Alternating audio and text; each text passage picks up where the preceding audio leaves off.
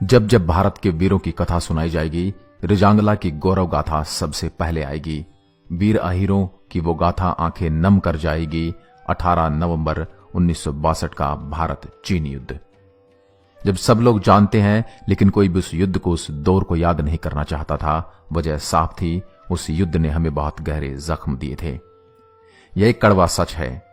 इस युद्ध में हमारी हार हुई थी। एक तरफ भारत के पास सैनिक संख्या और साधन बहुत कम थे और दूसरी तरफ चीन के पास अत्याधुनिक हथियार और सैनिक संख्या अधिक थी। लेकिन फिर भी जब हार निश्चित नजर आ रही हो, फिर भी लोग अपनी मातृभूमि के लिए अपनी जान देने के लिए तैयार हो जाते हैं। ऐसे लोगों की ही हमारे देश में सूरवीरों में अति शूरवीर बोला जाता है।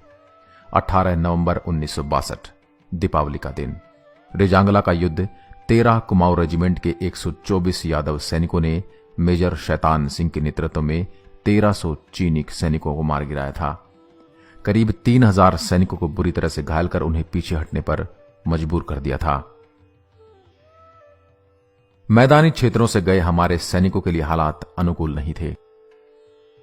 हथियारों में भी हम 19 ही थे।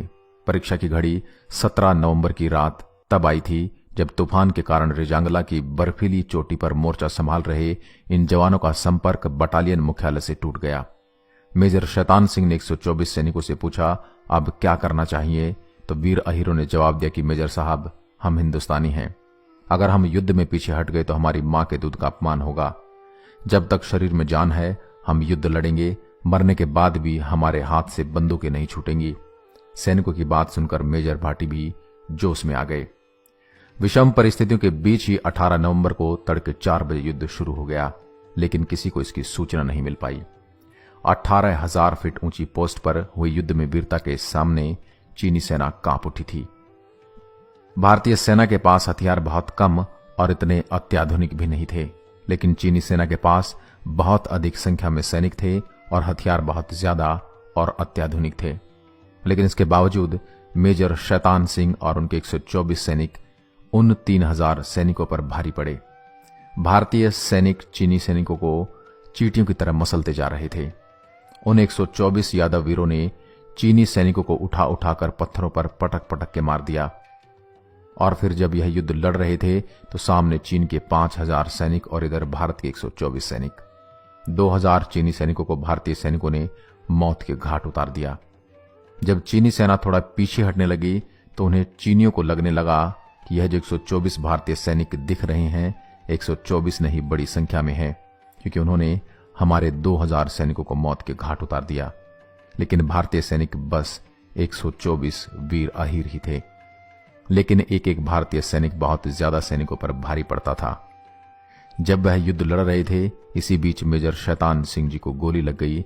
वह काफी घायल हो गए, लेकिन घायल अवस्था में भी उन्होंने किसी तरीके से अपने शरीर पर कपड़े बांधकर खून को रोका और अलग अलग मोर्चे पर जाकर सैनिकों का हौसला बढ़ाया।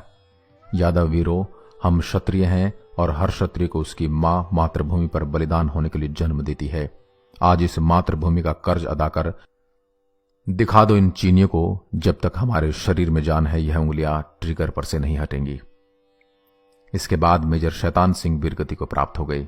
जब भारतीय सैनिकों के पास हथियार खत्म हो गए तो बचे हुए यादव वीरों ने इस बार पूरी जोश के साथ मैदान में जय दादा किशन की, भारत माता की जय की जयकार लगाई और बिना हथियार के चीनियों पर हमला कर दिया।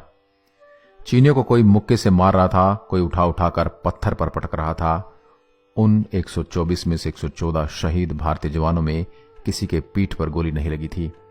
उनकी पूरी छाती गोलियों से छलनी थी और वह युद्ध लड़ते रहे। इस युद्ध में हमारे 114 भारतीय सैनिक शहीद हो गए, लेकिन उन्होंने चीन के 2000 से भी ज्यादा सैनिकों को मिट्टी में मिला दिया। भारतीय सैनिकों की यह वीरता की कहानी कहीं दब कर रह जाती है और लोगों तक पहुंच भी नहीं पाती। बर्फ के अंदर हमारे सभी सैनिकों के शव दब चुके थे, किसी को भी जानकारी नहीं थी। लेकिन वहां पर जो गडरिये थे, उनकी भेड़ें चल रही थी। उन्होंने सैनिकों के शव आधे बाहर देखे तो उन्होंने सूचना इधर उधर दी और भारत सरकार तक सूचना पहुंची। उन्होंने अपने सैनिक टुकड़ी भेजी और जब वह टुकड़ियों ने देखा कि वह टुकड़ी थी जो वहां पर शहीद हो चुकी थी। मेजर शैतान सिंह जी का भी शव मिला, लेकिन उन्होंने देखा सैनिकों के शव को तो उनकी हाथों में अभी भी बंदूक थी, और उंगली ट्रिगर पर थी। वाह रे वीर सपूतों, मतलब मृत्यु आ गई, पर लेकिन लड़ने का जज्बा अभी खत्म नहीं हुआ। कई सैनिकों के हाथों में राइफल, हथगोले अभी भी हाथों में थे। मतलब जब आखिरी सांस उनकी निकली थी, तब तक उनके अंदर लड़ने का वह जज्बा था। और आगे जब सैनिक टुकड़ी गई तो उन्होंने चीनी सैनिकों के भी शव देखे। रेजांगला के युद्ध को विश्व के सबसे महानतम एवं खतरनाक युद्धों में गिना जाता है। दुनिया के इतिहास में ऐसा पहली बार हुआ जब किसी दुश्मन देश ने किसी दुश्मन सैनिक को इतना सम्मान दिया हो, क्योंकि चाइना ने जब हमारे वीर यादव सैनिकों के कफन ओढ़ा के सम्मानित किया और कफन पर चाइना ने लिखा the bravest of the brave वीरहीर। इस युद्ध के बाद रेजांगला पोस्ट पर दिखाई वीरता का सम्मान करते हुए भारत सरकार ने company commander major Shaitan Singh को मरणोपरांत देश के सर्वोच्च वीरता पुरस्कार पदक परमवीर चक्र से अलंकृत किया तथा 8 बचे हुए अन्य जवानों को वीर चक्र, 4 को सेना मेडल व 1 को मेंशन इन डिस्पैच का सम्मान दिया। 114 वीर शहीदों को सम्मान देने के लिए उनकी याद में सरकार ने अहिर धाम का निर्माण करवाया। भारतीय सेना के इतिहास में किसी एक बटालियन को एक साथ बहादुर के इतने पदक अब तक कभी नहीं मिले थे। सरकार ने चार्ली कंपनी की वीरता को देखते हुए बाद में एक अहम निर्णय लेते हुए कंपनी का दोबारा गठन किया तथा इसका नाम रेजांगला रखा। 1962 युद्ध में चीन से भारत की करारी हार का सबसे बड़ा कारण भारत में बनी 303 राइफल थी, जिसका वजन भी खूब ज्यादा था और जिसे हर राउंड के बाद मैनुअल तरीके से कारतूस लोड करनी पड़ती थी और सिर्फ 30 राउंड फायरिंग के बाद उसका बैरल गर्म होकर लाल हो जाता था। इस दिन दीपावली थी, इसलिए प्रदीप जी ने लिखा है, जब देश में थी दिवाली वो खेल रहे थे होली, जब हम बैठे थे घर में वे झेल रहे थे गोली, थे धन्य जवान वो अपने, थी धन्य वो उनकी जवानी, जो शहीद हुए हैं जरा उनको याद करो कुर्बानी। जय हिंद, जय भारत, भारत माता की जय। नमस्कार दोस्तों, आशा करता हूं रेजांगला की यह वीर गाथा आपको बेहद पसंद आई होगी।